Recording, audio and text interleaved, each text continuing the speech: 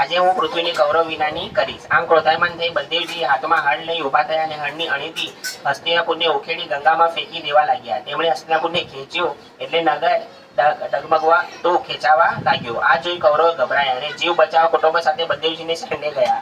લક્ષ્મણ તથા સામને આગળ કરી બે હાથ જોડી પ્રભુને કહેવા લાગ્યા, હે રામ, અમે આપનો પ્રભાવ જાણતા ન હતા. અમે મૂળ અને દૃષ્ટ બુદ્ધિના છીએ. તો અમારો અપરાધ ક્ષમા કરો. હે હજારો મસ્તકવાળા આનંદ, આપ ભૂમંડળને ધારણ કરો છો. આપને કોપ મર્યાદાનું પાલન કરાવવા પૂરતો જ હોય છે. અમે આપને નમસ્કાર કરીએ છીએ. આમ ભયભીત થયેલા કૌરવોએ બલદેવજીને શરણે આવ્યા. તે પ્રાર્થના કરી. બલરામે પ્રસન્ન કર્યા એટલે બલરામે તેમને અભય દાન આપ્યું. પછી પુત્રી અને પ્રેમવાળા દુર્યોધનને હાથીઓ, ઘોડાઓ, રથો, દાસીઓ, પુત્રીઓ પહેરામણી આપી. ભગવાન બલદેવજી એ બધું સ્વીકારી પુત્ર વધુ સાથે સંબંધીઓને અભિનંદન આપી દ્વારકા તરફ વિદાય રહ્યા. પોતાના નગરમાં પ્રવેશ કરી સંબંધીઓને મળી યાદવોની સભા વચ્ચે કૌરવો તરફ તે વર્તન કર્યું સગળું બલદેવજીએ કહ્યું. હજુ પણ બલદેવજી ના તે પરાક્રમને દર્શાવતો હસ્તિનાપુર દક્ષિણ તરફથી ઊંચું અને ગંગા તરફ ઢળતો દેખાય છે. એટલે આજે બી સર દક્ષિણ તરફથી ઊંચું, હજુ પણ બલદેવજીને તે પરાક્રમને દર્શાવતો હસ્તિનાપુર દક્ષિણ તરફથી ઊંચું અને ગંગા તરફથી ઢળતું દેખાય છે. અદાપી ચ પુરમ મહોત્સુ યદ્રામી વિક્રમમ સમુન્ન દક્ષિણો તો ગંગા યા મનો દ્રશ્યતે. બાપ રે બાપ. મતલબ બલદેવજી બી એટલે ભગવાને જાણી જોઈને એમને મોકલી દીધા હતા. એની જો બલદેવજી કેમ કે થોડું દુર્યોધન પ્રતિ પ્રીતિ વધારે હતી, કારણ કે એમના શિષ્ય પણ હતા ને, ગદા યુદ્ધ એમને શીખવાડેલી, એટલે ભગવાને એમને મોકલી દીધા. કેમ કે બલદેવજી બી જબરદસ્ત પાત્ર હતા. બળદેવ એટલે અનંત શ્રેષ્ઠ, એટલે બલથી કઈ બલમાં કમ નથી, નામ જ બલ છે એમાં. શ્રી કૃષ્ણને અનેક સ્વરૂપે જોઈ નારદજીએ થયેલા આશ્ચર્ય. શ્રી સુકુવાચ નરકમ નિહતમ સુત્વા તતોહ ચ યોષિતામ કૃષ્ણને કે ભવિત્વાનામ તતિ દક્ષુષ્મ નારદ. શ્રી સુખદેવજી બોલ્યા, નરકાસુર મરાયો છે તેમ શ્રી કૃષ્ણે અનેક સ્ત્રીઓ સાથે વિવાહ કર્યો એવું નારદજીએ સાંભળ્યું. આથી નારદજીએ ભગવાનનો ગૃહ સંસાર જોવાની ઈચ્છા થઈ. તેમણે કહ્યું કે બે ચાર સ્ત્રીઓના પતિ કેવી રીતે દુર્દશા થતી હોય છે, તે એકને રાજી રાખવા જાય તો બીજી નારાજ થાય છે. જ્યારે શ્રી કૃષ્ણ 16,108 રાણીઓના પતિ છે. તેઓ એક શરીરથી જુદા જુદા અનેક ઘરોમાં કેવી રીતે જતા હશે? તેઓ બધી રાણીઓ સાથે કેવી રીતે રહેતા હશે? ક્યારે વાતો કરતા હશે? કેવી રીતે રાજી રાખતા હશે? નારદજીએ રહેવાયું નહીં. એમણે તો એવી ઈચ્છા હતી કે હું દ્વારકા જઈને કલા જગાડીશ. તે રાજમહેલમાં કૃષ્ણ ન હોય તો રાણી ચડાવીશ. તારો કોણ ભાવ પૂછે છે? રાણી ઉપર એમનો જરાય પ્રેમ નથી. એ રૂકમણી એ સત્યભામાં જ પાછળ ફરે છે. એ રીસાશે અને ભગવાન કેવી રીતે મનાવે છે એ મારે જોવું છે. નારદજી દ્વારકા આવ્યા. નારદજીએ પ્રથમ તો નગરનું નિરીક્ષણ કર્યું. નગરની સુંદર ઉપવનો, બાગ બગીચા, ઇદિવર, અંબોજ, કલ્લાર, કુમુદ, ઉત્પલ જાતિઓના કમળોથી ભરેલા સરોવરમાં રાજહંસ, સારસ પક્ષીઓ કલરવ કરતા હતા. નગરમાં મરતક મણીઓ પ્રકાશતા સુવર્ણ રત્નોથી જડિત ચીલાવાળા 9 લાખ મહેલ અને મકાનો હતા. રાજમાર્ગો, છોટા બજારો, રાજસભા સ્થાનો, દેવાલયો અને શાળાઓથી નગર સુંદર જણાતી હતી. અને દ્વારકા વચ્ચે શ્રી કૃષ્ણનું અંતઃપુર આવેલું હતું. વિશ્વકર્મા પોતાની કુશળ કામગીરી વડે 16,108 મહેલની રચના કરી હતી. બાપ રે બાપ. આપણે કાલે વાત કરી હતી ને કે 16,108 બધી રાણીઓની માટે અલગ અલગ મહેલો હતા. એટલે નારદજી આવા છે કે હું અહીંયાથી ત્યાંથી ત્યાં લગાવું, પરંતુ અહીંયા ભગવાન દરેક રીતે દરેક રાણીઓની સાથે વ્યાપ્ત છે. સ્વરૂપ એમણે એક રાણીની હારે રહી છે. નારદજી પ્રથમ સૌ મોટા એક મહેલ પ્રવેશ કર્યો. એ મહેલમાં વિશ્વકર્માની અદભુત કારીગરી દેખાતી હતી. એ રૂકમણીનો મહેલ હતો. નારદજી એ મહેલમાં દાખલ થયા એટલે જોયું કે રૂકમણીજી શ્રી કૃષ્ણને ચામર દોડી રહ્યા હતા. ભગવાને નારદજીને જોયા એટલે તરત પલંગ પરથી ઉભા થઈ દેવર્ષિ નારદને પ્રણામ કર્યા અને એમને પોતાના આસન પર બેસાડ્યા. પછી તેમના ચરણ ધોયા અને જળ મસ્તકે ચડાવ્યું. ક્યાં વાત. પછી પોતાના પિતાંબરથી પગ લૂછ્યા અને નારદજીનું પૂજન કર્યું. ભગવાને જાણતા હતા કે નારદજી સળગાવવા આવ્યા છે, છતાં તેઓ નારદજીને પૂછે છે, હે દેવર્ષિ, અમે આપનું કયું કાર્ય કરીએ? નારદજીએ કહ્યું, હે વ્યાપક પરમાત્મા, આપનો આ સ્વેચ્છા અવતાર જગતના પાલન અને રક્ષણ માટે છે અને અમે જાણીએ છીએ. આપના દર્શનથી મને આનંદ થયો છે અને નિષ્દિન આપના ચરણ કમળમાં દર્શન થતા રહે એવી મારી અભિલાષા છે, તે પૂર્ણ કરો. નારદજી ત્યાંથી રજા લઈ બહાર નીકળ્યા અને સત્યબાબાના મહેલમાં દાખલ થયા. શ્રી કૃષ્ણ પોતાના પત્ની તથા ઉદ્ધવજી સાથે પાછા રમતા હતા. આપણે વાત કરી હતી ને કાલે. કે કોઈ જગ્યાએ પાસે રમી રહ્યા હતા તો કોઈ જગ્યાએ કઈ ને કઈ વસ્તુ લીલા ભગવાનની પોતાની પત્નીની સાથે ચાલુ છે. ત્યાં શ્રી કૃષ્ણ પોતાના પત્ની સાથે ઉદ્ધવજી સાથે પાસે રમતા હતા. શ્રી કૃષ્ણનો શૃંગાર અલગ હતો. શ્રી કૃષ્ણ ઉપાધ્યાય વિધિપૂર્વક આદર સત્કાર કર્યો અને જાણે કઈ જાણતા જ ન હોય એમ પૂછ્યું, આપ ક્યારે પધાર્યા છો? આપ પૂર્ણ છો અને અમે અપૂર્ણ છીએ, તેથી અમને આપનું કાર્ય કરી શકીએ. નારદજી તો આશ્ચર્ય પામ્યા. રૂકમણીજી મારી પૂજા કરી અને આ કઈ જુદા છે કે શું? મને કહે છે આ બહુ દિવસ પછી પાછા આવ્યા છો. અમારા રૂકમણીજી પાસે એમની પૂજા કરી, બધું કર્યું, અને અમારા સત્ય બાબાની પાસે આવો તો પૂછી રહ્યા છે પાછા. એટલે મીન્સ નવી જ રીતે ભગવાન એમને પૂછી રહ્યા છે. નારદજી વિચાર જ કરી રહ્યા છે કે ભગવાનની શું લીલા છે આ બધી. નારદજી ત્યાંથી ત્રીજા મહેલમાં ગયા. ત્યાં શ્રી કૃષ્ણને બાળકોને રમાડતા જોયા. પછી ત્યાંથી બીજા મહેલમાં ગયા તો ત્યાંથી કૃષ્ણ સ્નાન કરવાની તૈયારી કરતા જોયા. કોઈ મહેલમાં યજ્ઞ કરતા. નારદજી જ્યાં જ્યાં ગયા ત્યાં શ્રી કૃષ્ણને વિધિ સ્વરૂપે કાર્ય કરતા જોયા. કોઈ મહેલમાં ભોજન કરતા, કોઈ મહેલમાં જપ કરતા, કોઈ મહેલમાં આરામ કરતા સુતા, કોઈ મહેલમાં મંત્રણા કરતા, તો કોઈ મહેલમાં કથા સંભળાવતા હતા. કોઈ મહેલમાં વડીલો સેવા કરતા, તો કોઈ મહેલમાં પુત્રો અને સંબંધીઓને પરણાવતા, તો કોઈ મહેલમાં ગુપ્તચરો સાથે મંત્રણા કરતા, કોઈ મહેલમાં પ્રિયા સાથે હાસ્ય કથા વડે હસતા, કોઈ મહેલમાં ધર્મ સેવતા, કોઈ મહેલમાં અર્થ તેમજ કામ સેવતા, કોઈ મહેલમાં એકલા બેસી પ્રકૃતિ પર પુરુષનું ધ્યાન કરતા, કોઈ મહેલમાં કોઈ સાથે વિરોધ કરતા, તો વળી કોઈ મહેલ સાથે સંધિ કરતા. શ્રી કૃષ્ણને જોયા. આમ નારદજીને ચાલતા ચાલતા થાકી ગયા. તેમને દરેકમાં શ્રી કૃષ્ણ દર્શન થયા. તેમના આશ્ચર્યનો પાર ન રહ્યો. તે પ્રભુની વાહ કરવા લાગ્યા. માનુષી શરીર ચેષ્ટા કરનાર શ્રી કૃષ્ણને આ યોગ વૈભવ જોઈ હસતા હસતા નારદજી કહેવા લાગ્યા, હે યોગેશ્વર, આપની યોગ માયા સમજવી બહુ મુશ્કેલ છે. મને તેના આજે દર્શન થયા છે. હે દેવ, હવે આપ મને જવાની રજા આપો, એટલે હું જગતને પવિત્ર કરનારી આપની લીલા ગાતો યશ વડે વ્યાપક આ સર્વ કરું. ભગવાને કહ્યું, હે બ્રહ્મન, હું ધર્મનો વક્તા કર્તાને અનુમોદન આપનાર છું. માટે લોકોને શિક્ષણ આપવા માટે આ ધર્મ આચરું છું. માટે હે પુત્ર, તો મોહિત થઈશ નહીં. બ્રહ્મન ધર્મસ્ય વક્તા હમ કર્તા તદોમોદિતા દીક્ષિવ્યશ્યમ લોકી મામિસ્ત પુત્ર માહિદ.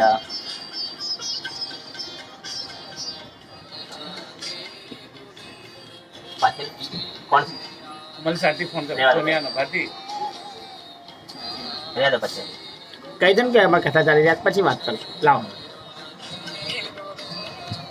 ભગવાન શ્રી કૃષ્ણે નારદજીને પુત્રને બ્રહ્મ શબ્દ વડે સંબોધિત પ્રેમ અને અસ્નેહ ધર્મ ભાવ બતાવ્યો. આ પ્રમાણે શ્રી કૃષ્ણ ભગવાન ભક્તજનો વચ્ચે રહેલા અંતરંગ સંબંધનું દર્શન કરાવ્યું. કથા ચાલતી છે પેલી ભાગવત, આ રીતે ભાગવતમની કથા ચાલતી છે અને કૃષ્ણ છે ને ટ્યુશનમાં ગયો પછી હું તને ફોન આચરતા એક જ શ્રી કૃષ્ણને પ્રત્યે ઘરની અંદર રહેતા નારદજીને જોયા. કૃષ્ણની મારે ફોન આવશે. આ રીતે ગૃહાશ્રમીઓને ઉત્તમ પવિત્ર ધર્મોને આચરતા એક જ શ્રી કૃષ્ણને પ્રત્યેક ઘરની અંદર રહેલા નારદજીએ જોયા હતા. યોગ માયાનું એ પરમ ઐશ્વર્ય જોઈ નારદજીએ કૌતુક અને વિસ્મય થયા હતા. હે રાજન, જગતની ઉત્પત્તિ, સ્થિતિ અને લય કરનાર રૂપ શ્રી હરિએ જે અસાધારણ કર્મો કર્યા છે તેને જે મનુષ્ય ગાય સાંભળીને અનુમોદન પામે છે તેને મોક્ષદાતા શ્રી ભગવાનમાં ભક્તિ થાય છે. બોલો કૃષ્ણ કનૈયા લાલ કી જય. વાહ ભાઈ વાહ. યાનિહ વિશ્વ વિલયોદ ભવ વૃત્તિ હેતુ કર્માણ્યન વિષયાણી હરિસ્વકાર યસ્તમ વય ગાયતિ સોનોની ઉમોદતે વા ભક્તે વેદ ભક્તિ આપ વર્ગ માર્ગે. શ્રી કૃષ્ણનો નિત્ય ક્રમ. શ્રી કૃષ્ણ સુખવાચ અથોપ શુભવૃત્તાય કુકુટાન પૂજતો શપન ભૂયિત્વ કંઠપતિ મા દેવ વિરહાતુરા. સુખદેવજી બોલ્યા, પ્રાંત કાળના જ્યારે કુકડો બોલી સવાર થયું છે તે જાણ કરતા ત્યારે શ્રી કૃષ્ણ સાથે ભેટીને સૂતેલી તેમની સ્ત્રીઓ કુકડાને ગાળો આપતી, કારણ શ્રી કૃષ્ણ તેમને વિખોટા થવું ગમતું ન હતું. પક્ષીઓ જાણે શ્રી કૃષ્ણને જગાડતા હોય એમ કલરવ કરવા લાગ્યા. પ્રભાતનો સમય ખરેખર સુંદર હતો. તો રૂકમણી પતિનો વિયોગ થશે એમ વિચારી સુંદર અને પવિત્ર બ્રહ્મ મુહૂર્તને સહન કરી શકતા નહીં. ભગવાન રોજ સવારે 4 વાગે ઉઠતા. સવારે મુહૂર્તમાં ઉઠી હાથ પગ ધોઈ જળનું આચમન કરી પ્રસન્ન ચિત્તે પોતાના સ્વરૂપનું ધ્યાન કરવા બેસી જતા. તે સ્વરૂપને બ્રહ્મ કહે છે, જે પ્રકૃતિથી પર છે, સ્વયં પ્રકાશિત, જેને કોઈ ઉપાધિ નથી, જે ગુણથી સબર, માત્ર આનંદ આપનારો. એનું ધ્યાન કરી પછી ભગવાન સ્નાન કરતા. ભગવાનની ભગવાન દિનચર્યા. પોતાનું ધ્યાન પોતે કરે છે, બોલો સવારના ઉઠીને. બરાબર. વાહ ભાઈ વાહ. બ્રહ્મો મુહૂર્ત ઉત્થાય વાયુ પરશુષ્ય માધવ દધ્યો પ્રસન્ન કરણ આત્માનમ તમસ પરમ. ત્યારબાદ શ્રી કૃષ્ણ સંધ્યોપાસન તથા અગ્નિહોમ કરી મૌન ધારણ કરી ગાયત્રી મંત્રનો જપ કરતા. પછી શ્રી કૃષ્ણ સૂર્યને અર્ઘ્ય આપી પોતાના અંશરૂપ દેવો ઋષિઓ પિતૃઓને તૃપ્ત કરી વૃદ્ધો અને બ્રાહ્મણોની પૂજા કરતા. તેઓ સુવર્ણથી મઢેલી શિંગડાવાળી રૂપાથી મઢેલી ખરીઓવાળી મોતીઓ માળા પહેરાવી ઉત્તમ કોટીની દૂધની વાછરડાવાળી અને ઉત્તમ વસ્ત્રો પહેરાવેલી 13,084 ગાયો દરરોજ બ્રાહ્મણોને રેશમી વસ્ત્ર મુગચમ તથા તલ સાથે દાન આપતા. બાપ રે. કેટલી 13,000 ગાયો આપતા? 13,084 ગાયો રોજ 13,000 રોજ ગાય બ્રાહ્મણો દાનમાં આપતા. બાપરે. 13,084 ગાયો. પછી માંગલિક વસ્તુઓનો સ્પર્શ કરી પીતાંબર દિવ્ય વસ્ત્ર આભૂષણ પુષ્પમાળા ચંદન વગેરે ધારણ કરતા. પછી દર્પમાં પોતાનું સ્વરૂપને નિહાળતા. પછી ઘી દર્પ ગાયો બળદો બ્રાહ્મણો દેવોના દર્શન કરતા. શહેરના તથા અંતપુરના સર્વ વર્ણો લોકોની ઈચ્છા પ્રમાણે તેઓની ઈષ્ટ વસ્તુઓ અપાવતા. પ્રધાન મંડળનું સન્માન કરતા. પછી બ્રાહ્મણોને સ્નેહીને પ્રધાનોને અને સ્ત્રીઓને પુષ્પમાળા પાન બીડા વેચતા. ત્યારબાદ દારૂક સારથી રથ તૈયાર કરી આગળ ઊભો રહેતો. એટલે ભગવાન સારથીનો હાથ પકડી રથ ઉપર ચડતા અને સાત્યકી તથા ઉદ્ધવને સાથે લેતા. શ્રી કૃષ્ણ મંદ હાસ્યથી અંતપુરની સ્ત્રીઓ સામે જોઈ વિદાય લેતા અને સર્વ યાદવોથી વિતળાઈ તેઓએ સુધર્મા નામની સભામાં પ્રવેશ કરતા. આ સભામાં બેસનારાને ભૂખ તરસ શોકમગ્ન અવસ્થા મૃત્યુ જેવી ઉર્મિઓ સતાવતી નહીં. ઉત્તમ યાદવોથી વિતળાયેલા સભામાં બેઠેલા શ્રી કૃષ્ણ આકાશમાં નક્ષત્રોથી વિતળાયેલા ચંદ્રની પેટે શોભતા હતા. એ વખતે વિદૂષકો નટાચાર્યો નર્તકીઓ પોતાની આગવી કળાઓ રજૂ કરી ભગવાન શ્રી કૃષ્ણને પ્રસન્ન કરતા. તેમજ શોધ માગધ બંદીજનો મૃદંગ વીણા વાંસળી તાલ સંગ સુમધુર અવાજો કરી નૃત્યગાન તથા શ્રી કૃષ્ણ સ્તુતિ કરતા. બ્રાહ્મણો વેદનું મંત્રોનું વ્યાખ્યાન કરતા અને પવિત્ર યશવાળી પ્રાચીન કથાઓ કહેતા. રાજાઓના દૂતે શ્રી કૃષ્ણની કરેલ વિનંતી. એકવાર શ્રી કૃષ્ણ સુધર્માની સભામાં બેઠા હતા. તેવામાં એક અજાણ્યો માણસ ત્યાં આવી પહોંચ્યો. દ્વારપાળોએ ભગવાનની અનુજ્ઞા લઈને સભામાં હાજર કર્યો. તેણે બે હાથ જોડી કૃષ્ણને નમસ્કાર કરી જરાસંઘ એક કરેલ રાજાઓના દુઃખ જણાવ્યું ને બોલ્યો હે કૃષ્ણ, જરાસંઘના દિગ્વિજય વખતે 20,000 રાજાઓએ તેને નમ્યા નહીં. તેઓએ તેને ગિરિવ્રજ નામના કિલ્લામાં બળાત્કારે કેદ કર્યા છે. તેઓએ આપને વિનંતી કરી છે કે હે કૃષ્ણ, તે અંતકાર્ય સ્વરૂપવાળા હે સનાતન ભયનો નાશ કરનારા, અમે આપને શરણે આવ્યા છીએ. હે જગત નિયંતા, આપ પોતાના અંશ સ્વરૂપ બલદેવજી સાથે સત્પુરુષોનું રક્ષણ કરવા, દુષ્ટોની શિક્ષા કરવા માટે આ જગતમાં અવતર્યા છો. છતાં જરાસંઘ જેવા આપની આ આજ્ઞા માનતા નથી. તે અમને સમજી શકતા નથી. આ કૃપા કરીને દુઃખમાંથી મુક્ત કરો. નમ્ર પુરુષોના શોકને દૂર કરનાર ચરણ યોગ વાળા આપ અમને આ જરાસંઘ નામના કર્મજન્ય પાસથી છોડાવો. જરાસંઘ પોતે એકલો 10,000 હાથીઓના બળ ધરાવે છે. તેથી તેને સિંહ જેમ બકરીઓને પૂરી રાખે તેમ અમને પોતાના ઘરમાં કેદ કર્યો છે. હે ચક્રધારી અજીત, જરાસંઘનો આપે 17 વાર પરાજય કર્યો અને નચાડ્યો, પણ 18મી વખત ફક્ત એક જ વાર આપની ઈચ્છાથી જીતી અભિમાની થઈ ગયો છે. તે આપની પ્રજારૂપ અમને પીડે છે, માટે તમે યોગ્ય લાગે તે આપ કરો. બાપ રે બાપ. 10,000 હાથીનું બળ. 10,000 હાથીનું બળ હતું. બાપ રે બાપ. જ્યારે ભીમમાં પણ 10,000 હાથીનું બળ હતું. ભીમમાં બી 10,000. એટલે તો ભીમ અને એનું યુદ્ધ બતાવ્યું. રાજાનો દૂત આ પ્રમાણે કહેતો હતો. તેટલામાં મહા તેજસ્વી દેવર્ષિ નારદ સૂર્યની પેટે ત્યાં પ્રગટ થયા. શ્રી કૃષ્ણએ તેમનું સ્વાગત વંદન પૂજન કરી આસન ઉપર બેસાડ્યા અને પૂછવા લાગ્યા, હે મુનીશ્વર, હમણાં ત્રણેય લોકોને કોઈ તરફ ભય તો નથી ને? આપ સર્વ લોકોમાં ફરો છો, એટલે આપ આવવાથી બધો વૃત્તાંત જાણનાર અમને લાભ થાય છે. હે નારદજી, પાંડવો હમણાં શું કરવા ઈચ્છે છે? નારદજી બોલ્યા, હે વિભો, બ્રહ્માને પણ માયાથી મોહ ઉપજાવનારા આપની માયા ન જાણી શકાય એવી માયા એ ઘણી વાર જોઈ છે. આ જગત મિથ્યા જ છે, છતાં આપની માયાને લીધે સત્ય હોય એવું લાગે છે. આપની માયા ચેષ્ટાને સમજાવવા કોઈ સમર્થ નથી. હું કેવળ નમસ્કાર કરું છું. આપ સર્વ જાણો છો, તો પણ મને પૂછો છો, એટલે હું અહીં સંભળાવું છું. પાંડવ રાજા યુધિષ્ઠિર હમણાં ચક્રવર્તી પણાની ઈચ્છાથી રાજસુ યજ્ઞ મહાયજ્ઞ યજન કરશે, અને માટે આપે તેમની કામનાને સંમતિ આપજો. એ મહાયજ્ઞમાં આપના દર્શન કરવા દેવો અને રાજાઓ આવવાના છે. હે ઈશ્વર, આપનું વ્રત શ્રવણ કીર્તન અને ધ્યાન કરવાથી ચાંડાલો પણ પવિત્ર થાય છે. તો જેઓને આપણા દર્શન અથવા સ્પર્શ થાય તેઓ પવિત્ર થાય, એમાં શું કહેવાનું હોય? હે ભુવન મંગલ, સ્વર્ગ પૃથ્વી પાતાળ પથરાયેલા આપનું નિર્મળ યશ જગતને પવિત્ર કરે છે. આપનું ચરણ જળ સ્વર્ગમાં મંદાકિની નામે, પૃથ્વી પર ગંગા નામે અને પાતાળમાં ભોગવતી નામે ઓળખાય સમગ્ર જગતને પવિત્ર કરે છે. યસ્લામલમ દિવ્યસ્ય પ્રતિત રસના ભૂમો ચાને ભુવન મંગલમ દિગ્વતાનામ મંદાકિની દિવી ભોગવતી ચાંદો ગંગેતી ચેહ ચરણા બુદ્ધ પુનિત વિશ્વમ. નારદજી એમ કહ્યું કે ત્યારે પોતાના પક્ષમાં યાદવો જરાસંઘને જીતવાની ઈચ્છાથી યુધિષ્ઠિરને યજ્ઞમાં જવાની વાત માન્યા નહીં. એટલે શ્રી કૃષ્ણ હસતા મધુર વાણીથી ઉદ્ધવજીને કહેવા લાગ્યો, હે ઉદ્ધવજી, અમારા ઉત્તમ મંત્રી છો. ગુપ્ત મંત્રણાઓથી સાધી શકાય તેવા કાર્યોને પરિણામે વિચારી શકો છો. માટે આ બાબતે જે કરવા યોગ્ય હોય તે તમે કહો. શ્રી સુખદેવજી બોલ્યા, સ્વામી શ્રી કૃષ્ણ સર્વજ્ઞ હતા, છતાં તેમની અજ્ઞાનીની જેમ ઉદ્ધવજીને પ્રશ્ન પૂછ્યો. એટલે ઉદ્ધવજી શ્રી કૃષ્ણની આજ્ઞાને મસ્તકે ચડાવીને તેમને કહેવા લાગ્યા, ઇત્યુપા મંત્રીનો ભક્તા સર્વજ્ઞાન મુગ્ધ નિદેશ શિર સાધાય ઉદ્વ પ્રત્યભાસત. શ્રી કૃષ્ણની ઇન્દ્રપ્રસ્થમાં પધરામણી. શ્રી સુખદેવજી ઉવાચ, ઇત્યુદીરિત માર્કણ્ય દેવર્ષે ધ્રુવો બ્રવીત સભ્યાના મતમાજ્ઞાન કૃષ્ણસ્ય મહામતિ. શ્રી સુખદેવજી બોલ્યા, શ્રી કૃષ્ણનું કહેવું સાંભળી જ્ઞાની ઉદ્ધવજીએ દેવર્ષિ નારદનો વિચાર જાણ્યો, સભાસદોના મત જાણ્યા અને શ્રી કૃષ્ણનો મત જાણી કહેવા લાગ્યો.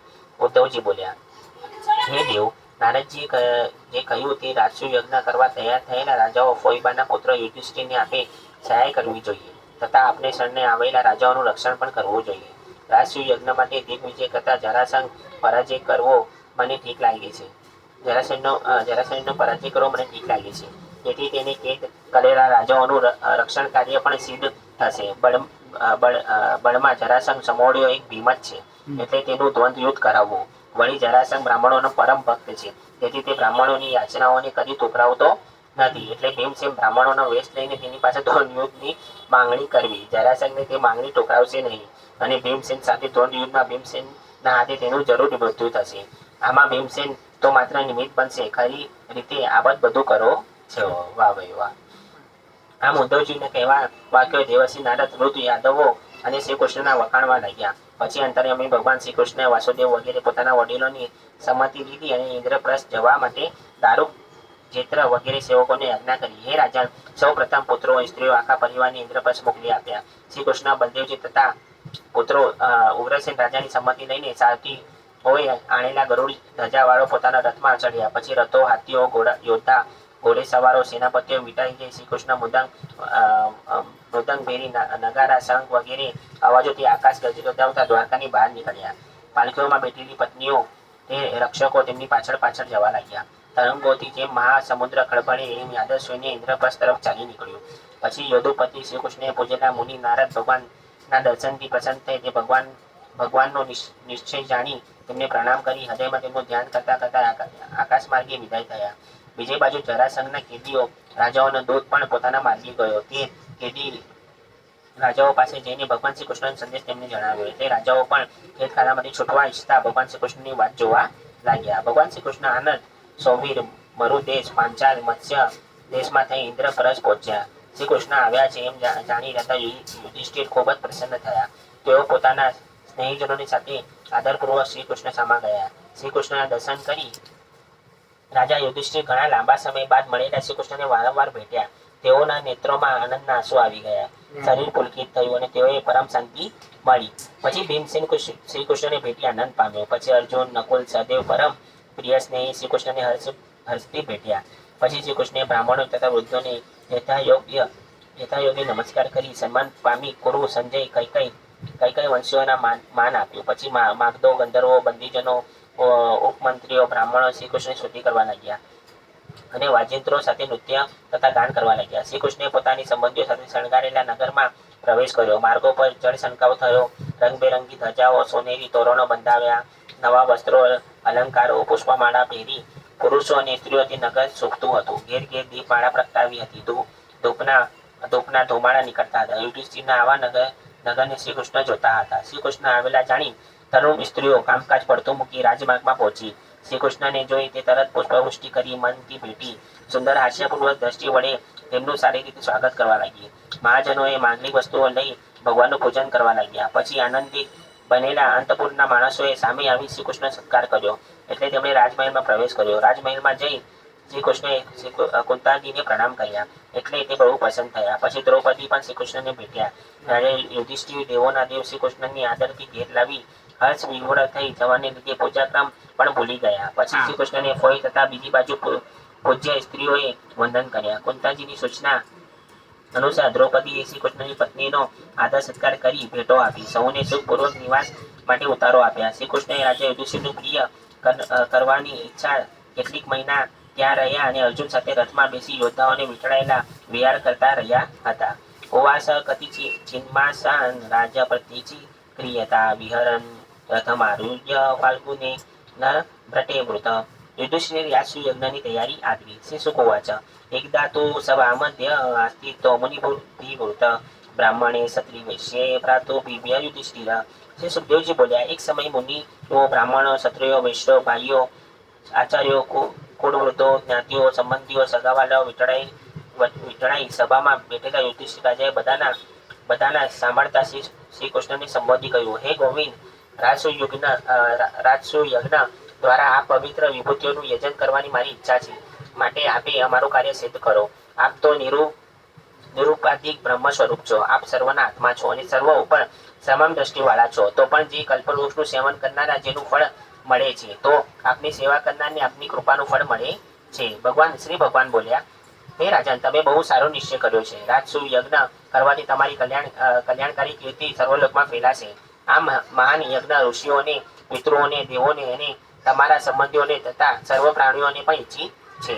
ઋષિણામ પિતૃદેવાનામ સુયદાપીના પ્રભો સર્વેશામપી ભૂતાનામિમ્યપસી કતુ રાશ્યમ. હે રાજન, તમે સર્વ રાજાઓને જીતી પૃથ્વીને વશ કરી યજ્ઞની સર્વ સામગ્રીઓ તૈયાર કરી મહાયજ્ઞ કરો. તમારે માટે રાજસુ યજ્ઞ કરવો કોઈ મુશ્કેલ નથી. જે પુરુષ માટે પરાયણ છે, જેના તે જે સંપત્તિ વિભૂતિ વધતા રહે છે, તેનો દેવ કે રાજાઓ પણ પરાભવ કરવા સમર્થ નથી.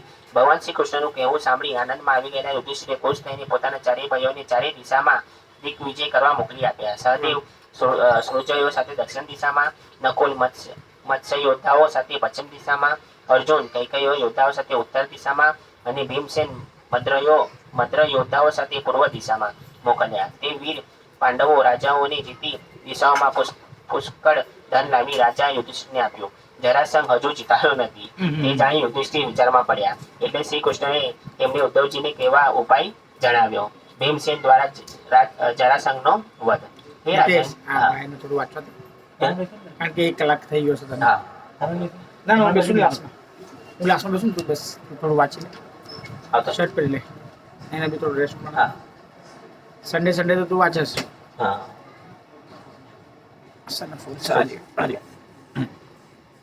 આવા જરાસંઘનો વધ છે. જરાસંઘનો બધા આવશે કારણ કે રાજસુ યજ્ઞ કરવાના છે.